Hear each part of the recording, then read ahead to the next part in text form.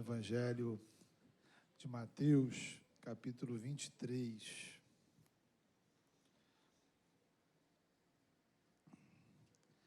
Mateus 23.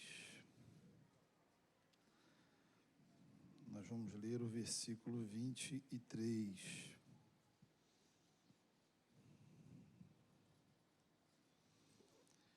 Mateus 23.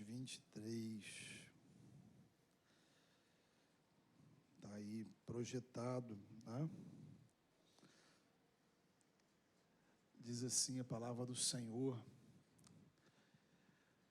ai de vocês, mestres da lei, fariseus, hipócritas, pois vocês dão o dízimo da hortelã, do endro e do cominho, mas têm negligenciado os preceitos mais importantes da lei, a justiça, a misericórdia e a fidelidade.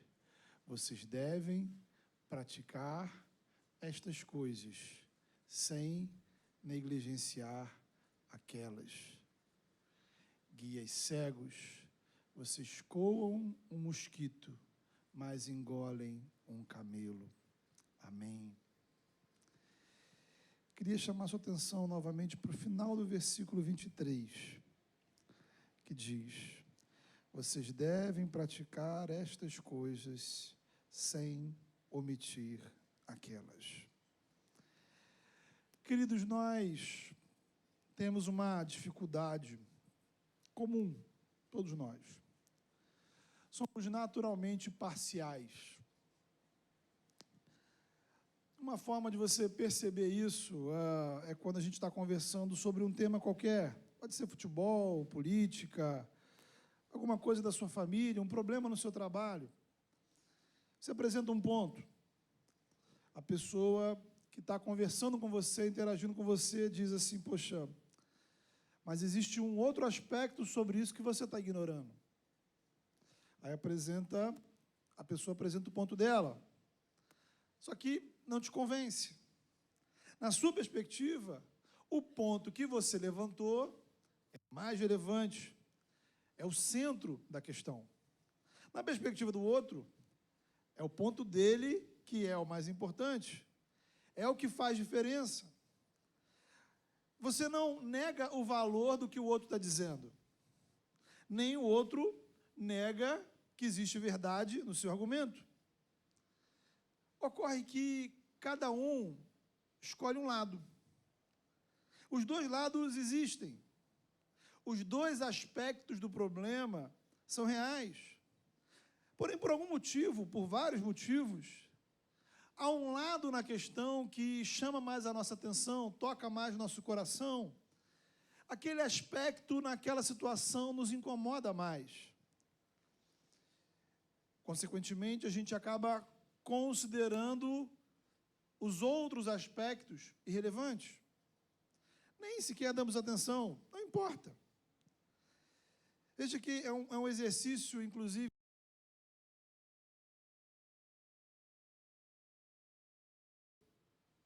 em uma situação qualquer, há aspectos que nos incomodam e chamam a atenção, enquanto outros simplesmente a gente ignora.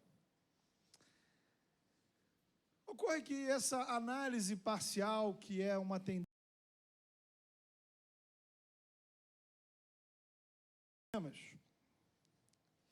primeiro, obviamente, sua análise pode estar errada.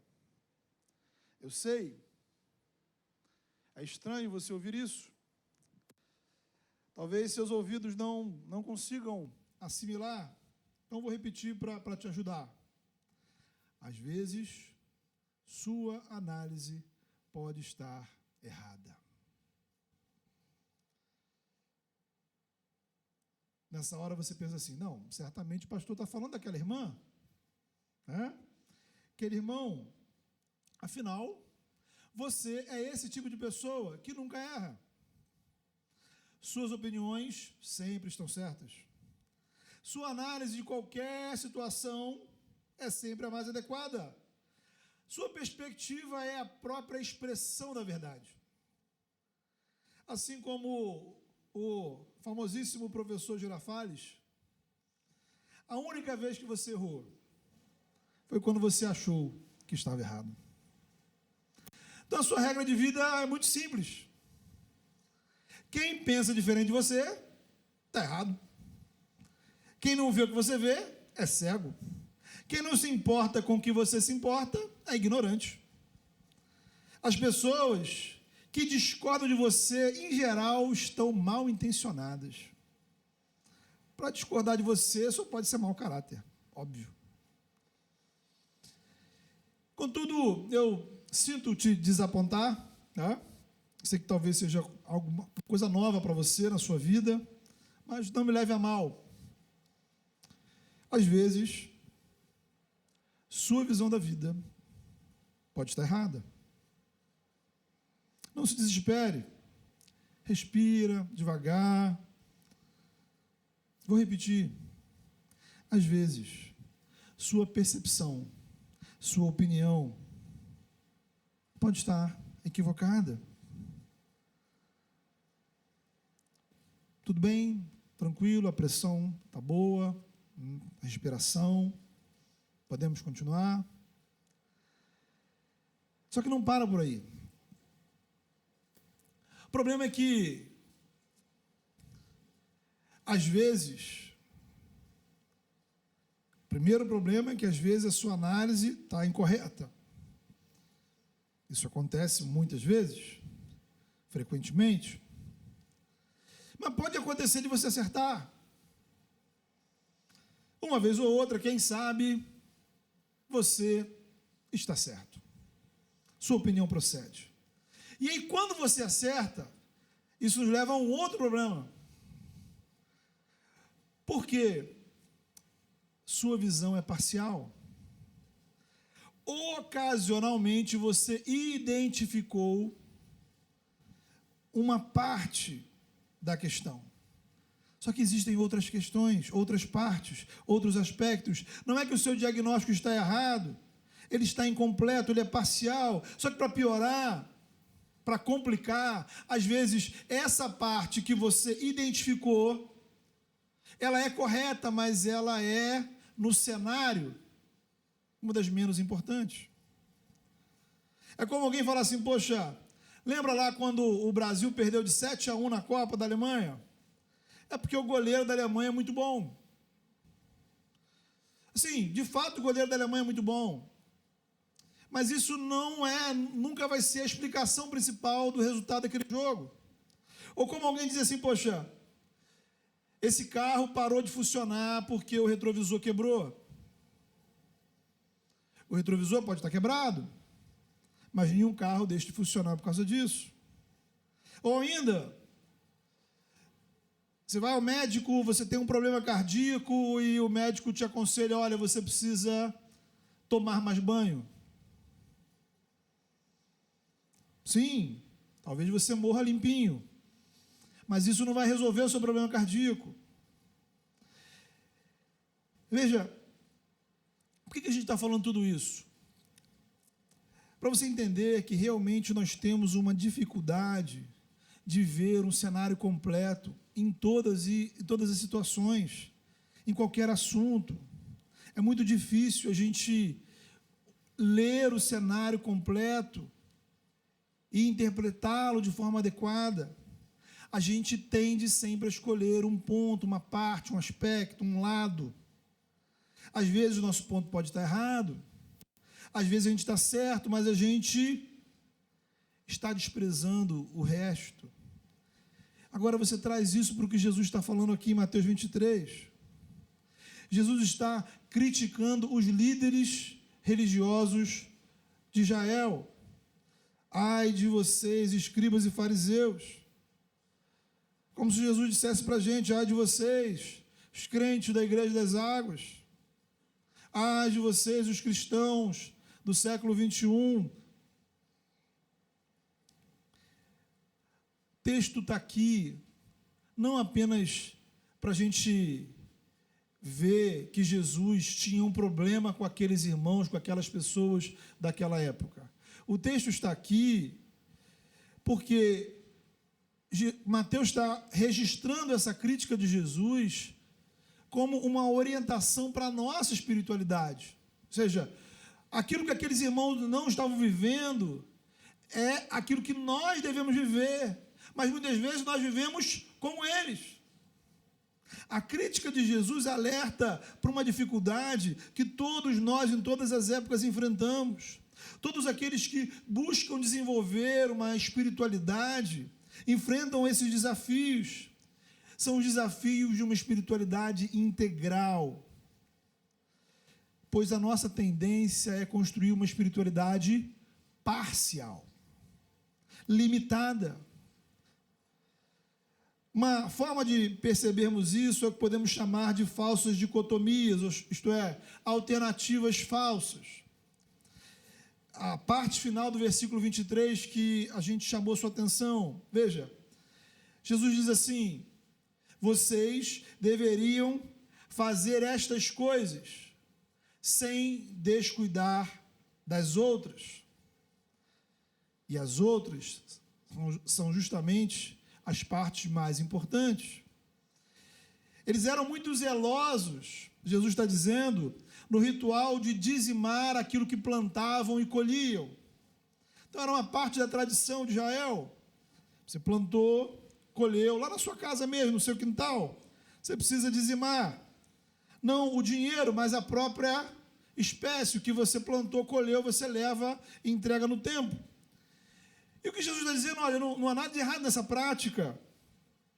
É a tradição de Israel, é uma forma de honrar a Deus, é uma forma de compartilhar com a comunidade.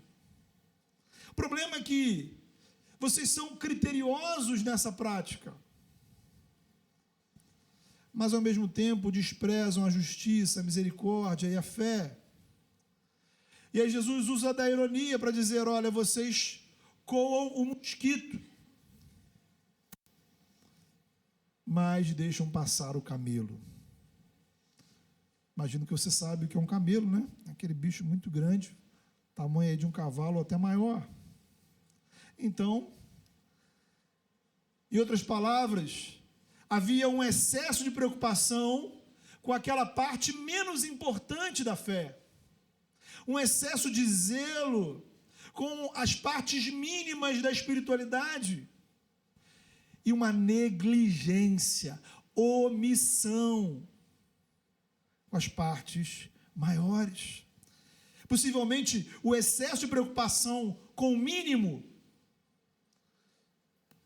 os deixava cegos para as outras partes mais importantes. Aqui, Jesus identifica uma antiga dicotomia do povo de Israel, é algo que a gente encontra nos profetas.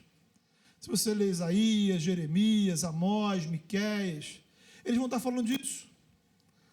A valorização dos rituais religiosos e o desprezo pelo próximo, falta de amor, injustiça.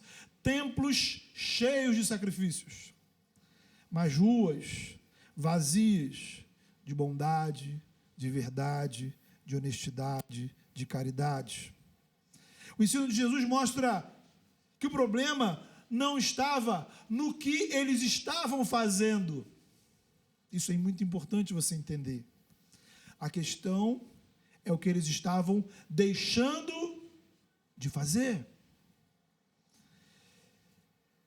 Temos aqui um episódio assim muito parecido com aquele quando Jesus vai à casa de Marta e Maria.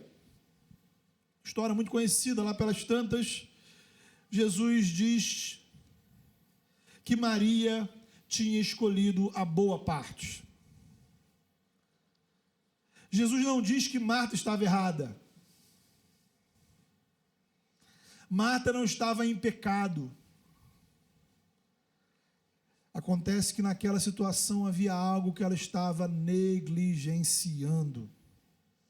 E justamente aquilo que ela estava negligenciando era o mais importante. Não estava errada no que fazia, mas estava errada naquilo que deixava de fazer. Então, meu irmão, minha irmã, isso pode estar acontecendo com você. Pode estar acontecendo comigo. Talvez uma parte da sua espiritualidade esteja sendo cumprida muito bem. Talvez você se trate de talvez você seja uma referência espiritual quando se trata de hortelãs, endros, cominhos. Você não tem ninguém que dizima da hortelã igual você. Você é o crente do endro e do cominho. Padrão. Poucas pessoas levam a sério essa parte da vida com Deus como você. Só que, infelizmente, você tem negligenciado outras áreas. E aí, na perspectiva do Evangelho, revelado nas Escrituras, talvez você esteja negligenciando algo que seja mais importante. Existem lacunas na sua espiritualidade. Você tem omitido partes do Evangelho. E aí, nesse momento, alguns vão responder assim: não, pastor, beleza, tudo bem. Eu reconheço, eu admito, eu não sou perfeito. O problema é que a gente usa esse argumento da falta de perfeição para justificar todas as nossas omissões. Então, óbvio, por um lado, nenhum cristão nesse mundo, nessa vida, alcançará perfeição moral e espiritual. Mas isso não quer dizer que a gente precise viver da forma mais imperfeita possível. E quando você olha para a palavra, você vai ver que o Senhor nos exorta a uma espiritualidade mais completa. A mais completa possível. Não somos estimulados a nos acomodar à imperfeição, ao contrário. Há vários textos sobre isso. Por exemplo, primeira carta de Paulo aos Tessalonicenses 5:23, ele vai dizer assim: agora que o Deus da paz os torne santos. Presta atenção. Santos em todos os aspectos. Quando? Quando Jesus voltar, quando você chegar no céu, quando você morrer? Não. Então, volta lá. Advérbio de tempo. Então, agora, que o Deus da paz os torne santos em alguns? Não. Nos seus preferidos? Não. Só no hortelã e no cominho? Não. Em todos os aspectos. E que, aí para exemplificar o que ele quer dizer, ele vai explicar para você, que o seu espírito, a sua alma, o seu corpo, tudo que existe em você, só faltou ele falar que os seus órgãos, o seu fígado, o seu coração, o seu pulmão, suas células, tudo que há em você, seja mantido irrepreensível até a volta. Não é quando Jesus voltar, é até a volta do nosso Senhor Jesus Cristo. Há uma recomendação de Jesus em Mateus capítulo 5, 48, muito interessante. Ele diz assim: sejam perfeitos, como é perfeito o Pai de vocês que está no céu. Então, Jesus chega para você e diz: seja perfeito. A palavra grega traduzida por perfeito, ela quer dizer completo. Então, Jesus está nos desafiando uma espiritualidade integral, sem lacunas. Essa palavra, perfeito, completo, é usada no Novo Testamento várias vezes, e ela nos indica maturidade espiritual. Em Colossenses 1, 28, Paulo vai dizer que o objetivo do ministério dele é esse. Está lá. Com toda a sabedoria possível, aconselhamos e ensinamos cada pessoa, a fim de levar todos a presença de Deus como pessoas, veja você, espiritualmente adultas, maduras, perfeitas, completas.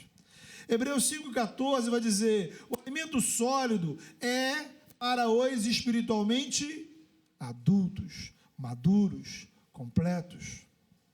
Para aqueles que pela prática têm as suas faculdades exercitadas para discernir não somente o bem, mas também o mal. Tiago capítulo 1 fala das provações, como devemos encará-las de maneira positiva. Ele vai dizer que as provações produzem perseverança, essa perseverança deve ter ação completa, a fim de que vocês sejam espiritualmente completos, maduros, íntegros, e ele explicita, sem lhes faltar coisa alguma. Portanto, queridos, a gente não pode se acomodar com uma espiritualidade parcial, limitada, que serve a Deus apenas em alguns aspectos. Não podemos nos acostumar com lacunas espirituais. Não podemos achar normal se santificar apenas em algumas áreas. Então, ocorre que, ao invés de a gente batalhar para completar o que nos falta, queremos arrumar justificativas para viver de maneira incompleta. Criamos desculpas para manter o nosso relacionamento com Deus imperfeito, limitado. Defendemos a nossa imperfeição, criticando a imperfeição do outro. Ah, pastor, eu sei que me falta isso, mas você já viu quanta coisa falta na vida daquele irmão? Quanta coisa falta na vida daquela irmã? Então, meu querido, minha querida, com todo respeito, não interessa. O que Jesus está alertando é que nossas omissões espirituais podem comprometer todo o nosso relacionamento com Deus. E aí, nessa hora, você precisa lidar com a sua arrogância. Precisamos enfrentar aquela soberba que fica dentro do nosso coração. Porque o caminho para construir uma espiritualidade integral passa de forma inevitável pela humildade. Senão a gente começa num caminho de justificativa, aí você vai querer entrar numa discussão com Jesus para debater qual é a parte do evangelho mais importante. Tá? Aí você vai dizer: poxa, não, Jesus, olha, essa parte que eu estou vivendo aqui é muito importante. Eu não vivo aquela lá, mas, poxa, mas o senhor já viu a importância disso que eu estou vivendo? Se eu deixar de viver isso aqui, é como se os fariseus tentassem mostrar para Jesus que as hortelãs eram mais importantes do que perdoar o próximo. Ou como se Marta tentasse argumentar com Jesus que arrumar a casa, preparar o jantar, era mais importante que ouvir o ensino de Jesus. Mas talvez os fariseus tentassem, talvez Marta tentasse, mas não é esse o ponto. O ponto é que Jesus não pensava assim. Então a nossa tendência é pensar, achar que o nosso cristianismo seja superior ao dos outros. Nosso coração, na nossa autoavaliação, tudo que fazemos é muito importante. Mas volta lá, no início. Às vezes estamos errados.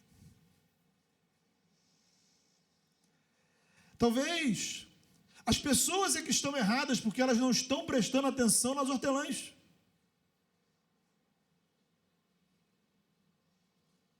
Há uma grande crise espiritual, pastor, por quê? Porque os crentes não se preocupam com as hortelãs. Talvez você pense assim. É a sua visão. está enraizado em você. Há muitos anos você pensa assim, te acompanhou ao longo da vida. Na sua cabeça faz sentido. Só que à luz do Evangelho, essa sua maneira de pensar pode estar equivocada. Como dissemos na semana passada, o parâmetro para essa avaliação não somos nós mesmos, nossos gostos, nossa família, nossos amigos. É a palavra, o Evangelho, é Jesus. É a partir de Cristo. Aí eu vou discernir o que é uma espiritualidade integral, completa e como construí-la. E ainda que ela não seja real na minha vida, mas eu reconheço as lacunas que eu tenho e estou trabalhando para consertá-las. Ponto. A humildade te leva ao quê? A oração, a meditação no Evangelho, a busca por auxílio, a busca por ajuda. Podemos chamar essas lacunas de pontos cegos da nossa fé, sabe? No trânsito, ponto cego é aquela expressão usada quando, mesmo muito próximo do veículo, o motorista não consegue enxergar aquele ponto pelos espelhos do carro. São pontos cegos, todos nós temos.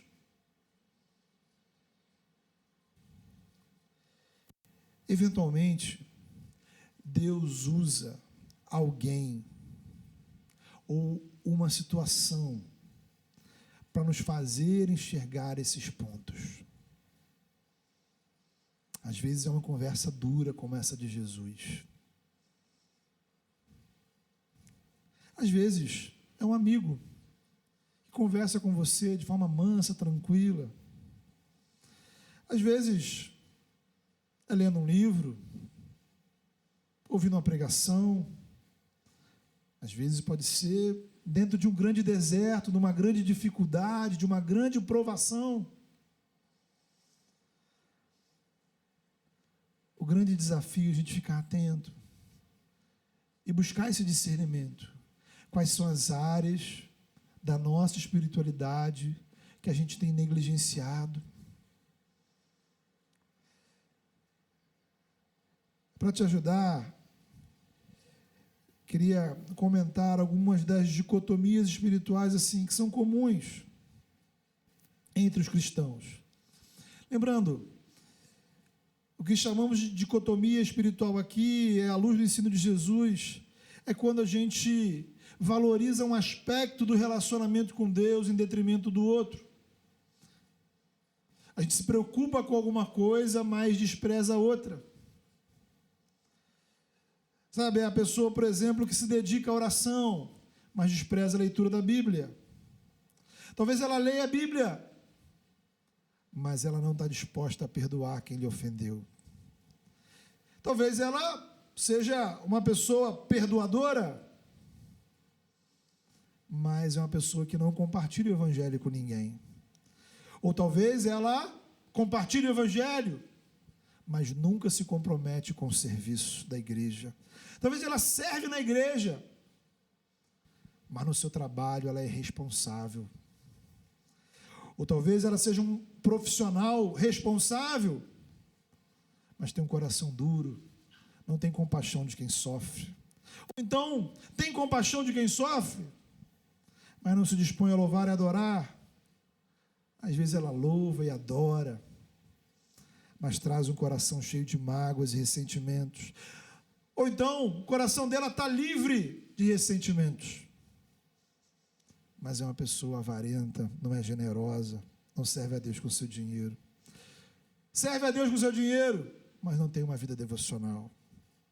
São pontos cegos da nossa espiritualidade.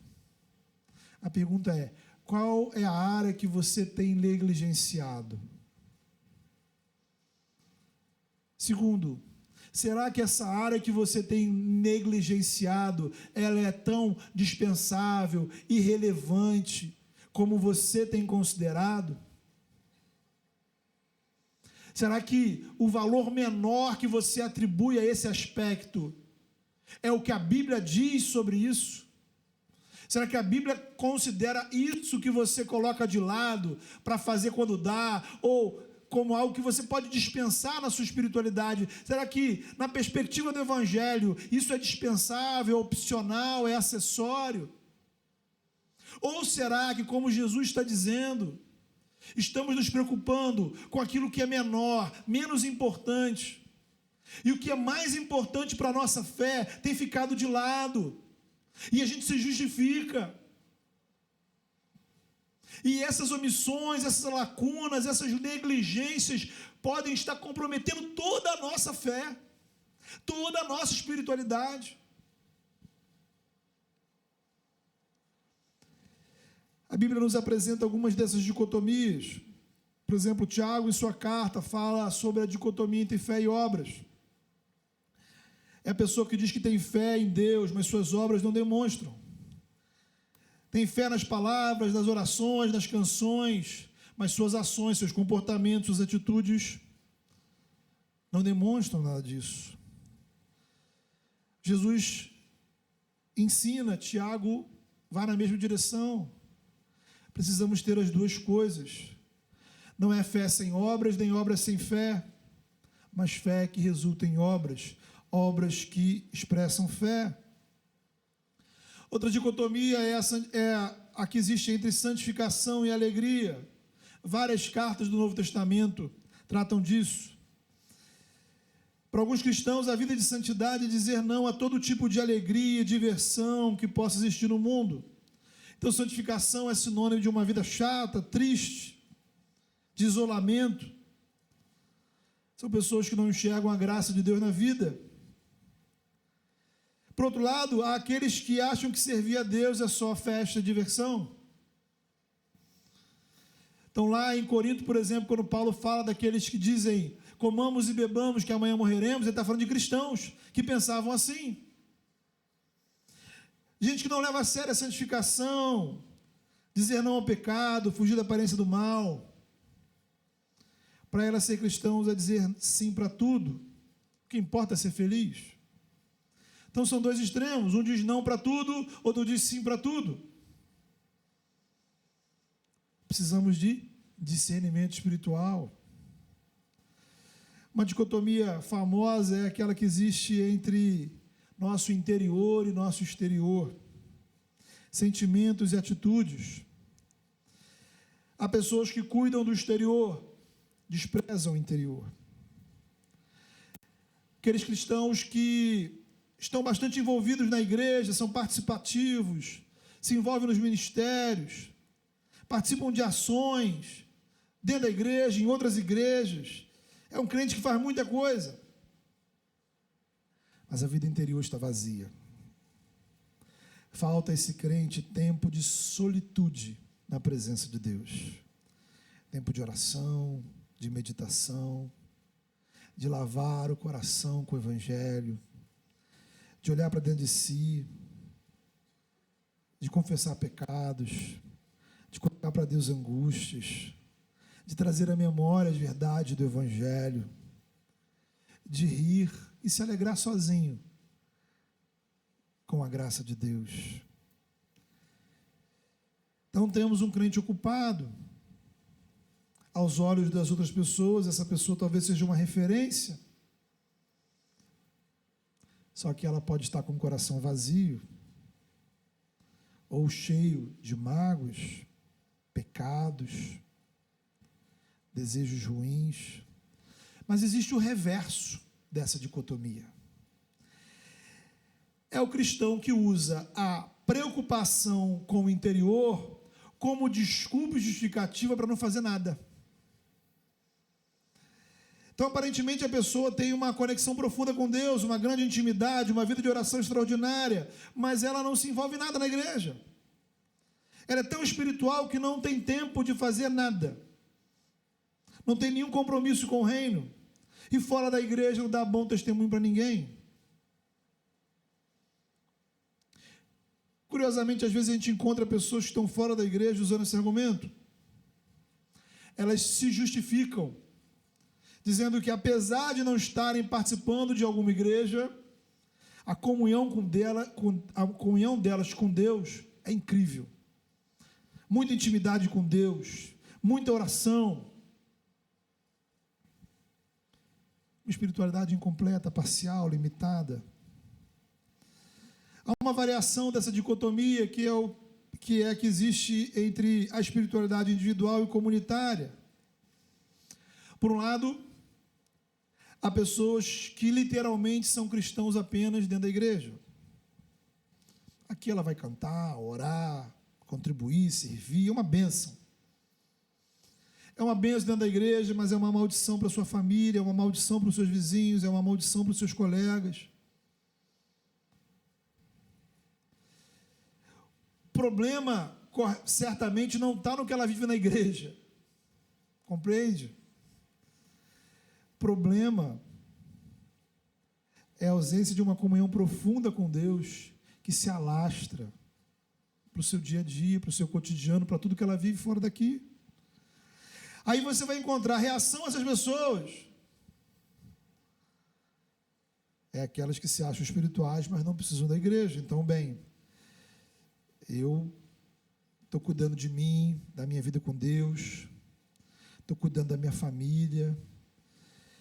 E aí eu não sei em qual livro apócrifo a pessoa leu que cuidar dela e da família dela significa deixar de frequentar a igreja e de se comprometer com uma comunidade de fé.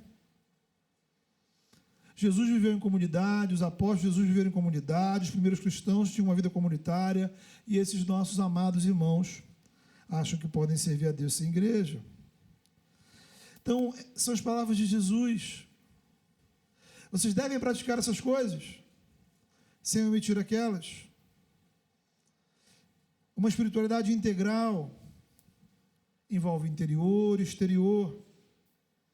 O interior cheio do Espírito, um exterior cheio de boas obras, um interior quebrantado, um exterior cheio de serviço. Uma espiritualidade bíblica, ela é individual e é comunitária. Não há uma opção. Sabe, o cristianismo não é como a gente comprar um carro, onde diferentes versões são oferecidas. Aí na concessionária você tem o mesmo carro, só que ele pode ser mais completo ou menos completo. Então você vai ter lá, vai ter teto solar, a multimídia, a pintura XY, um tipo de estofamento. Jesus não nos deu essa possibilidade. Então, quando você deixa de viver um aspecto do Evangelho, significa que a sua espiritualidade está incompleta. Nessa vida, nesse mundo, sempre estaremos incompletos. O problema é a gente se acomodar com essa incompletude, a gente justificar e achar que está tudo bem, e a gente não perceber que aquilo que a gente tem omitido, negligenciado, pode ser algo muito sério.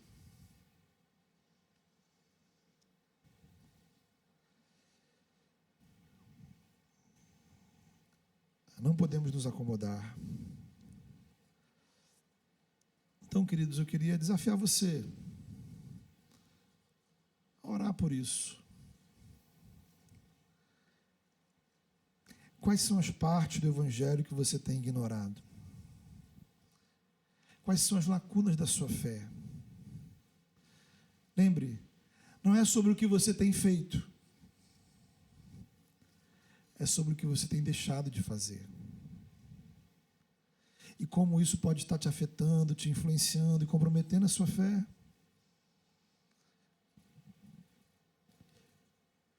Se você já tem clareza sobre isso, se o Senhor já falou isso ao seu coração, se já está bem diagnosticado na sua vida o que te falta, ora por isso ao Senhor. Senhor, eu preciso me comprometer com essa área. Eu preciso passar a me empenhar por esse aspecto, porque só o que eu estou vivendo não é suficiente. Eu estou intencionalmente negligenciando partes fundamentais da minha comunhão com o Senhor. Você precisa colocar isso diante de Deus. Ou talvez você ainda não percebeu, não está claro para você. Peça ao Senhor que abra os seus olhos, que gere o incômodo, para que você tenha esse discernimento. Poxa, não, isso aqui, é isso aqui que está faltando. São essas áreas que eu estou desatento. Eu preciso começar a trabalhar por isso. Feche seus olhos, vamos orar. Eu vou orar por você, mas eu acho que em primeiro lugar você precisa orar por você.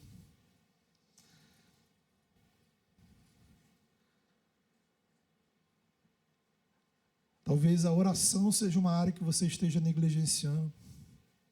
Talvez a oração pela sua vida espiritual seja uma negligência, seja uma lacuna. Uma oração sincera, uma oração verdadeira. Uma oração que peça renovação espiritual. Uma oração onde você se coloque diante do Senhor. Uma oração onde você peça ao Senhor graça para passar a fazer coisas e a viver o Evangelho de forma como você não tem vivido.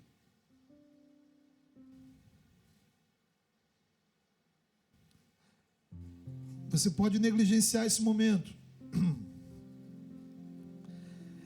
Esse pode ser mais um momento de negligência espiritual na sua vida.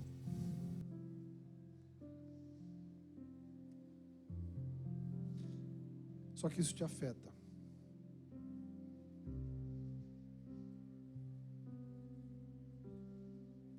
Isso te influencia.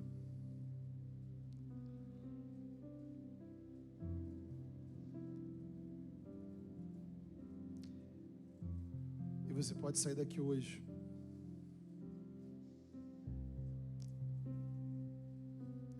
com um novo compromisso diante de Deus.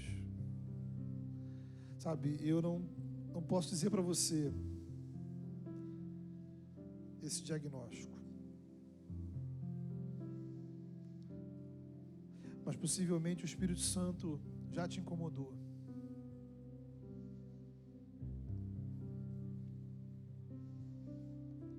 Talvez hoje, talvez em outros momentos. Coloque sua vida diante do Senhor. Tenha a humildade de reconhecer, Senhor, essa área eu reconheço, eu admito.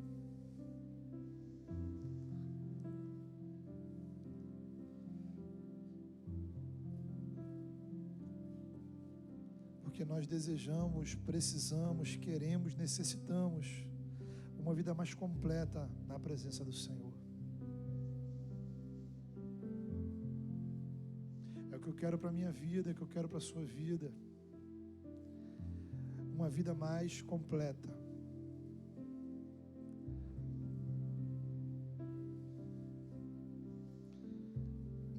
Sem justificativas, sem explicações, sem comparações. Mas uma vida que reconhece as suas lacunas e que luta, e que se empenha, e que trabalha, e que ora, para ser mais completo na presença do Senhor.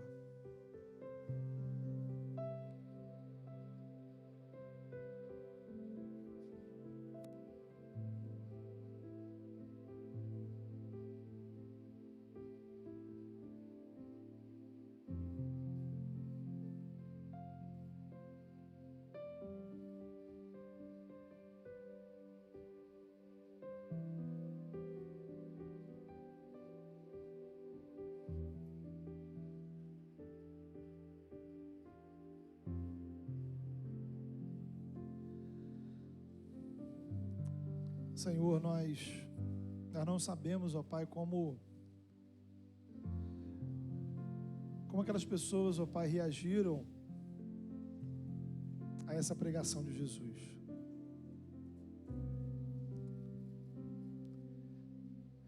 Mas hoje nós não queremos ficar indiferentes à Tua palavra, Senhor.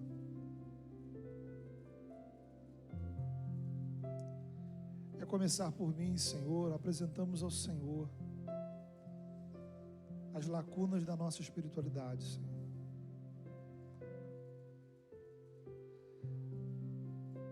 A bem da verdade, Senhor, a gente precisa admitir que a vida que temos levado, Senhor, ela está repleta de lacunas. Talvez, ó Pai, aquilo que a gente tem deixado de fazer seja muito maior do que aquilo que a gente tem feito. E temos vivido assim, Senhor, há tantos anos. Então, em primeiro lugar, Senhor, nessa manhã, que o Senhor nos incomode, Senhor. Gere incômodo, Senhor, no nosso coração. Gere um desconforto em nosso interior. Para que não possamos, ó Pai, nos acomodar, ó Pai, a essas imperfeições. Mas que possamos desejar uma comunhão mais completa com o Senhor, ó Pai. Mas também, Senhor, a começar por mim, reconhecemos, ó Deus, as nossas dificuldades. Talvez em alguns momentos da nossa vida nós tentamos, ó Deus, e houve frustrações, e houve dificuldade, e a gente não conseguiu dar sequência. Então, em nome de Jesus, nos fortalece com o Teu Espírito Santo, para que aquilo que está claro na nossa vida, Senhor, que precisamos fazer, que possamos nos empenhar, que nessa manhã o Senhor enche o nosso coração com graça do céu, com força do céu, com renovo do céu.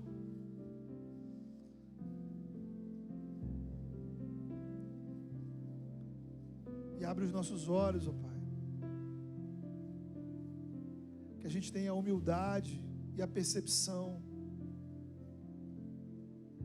dos pontos cegos da nossa espiritualidade, das áreas que têm ficado de lado, do que temos negligenciado. Leva-nos, ó Pai, a uma santificação completa, a uma espiritualidade integral, a uma vida, Senhor, que serve ao Senhor, no interior e no exterior, na igreja e fora dela, no público e no privado, em ações e em sentimentos, em comportamentos e em pensamentos, no que fazemos e naquilo que deixamos de fazer. Renova-nos, ó Deus, em nome de Jesus. Amém.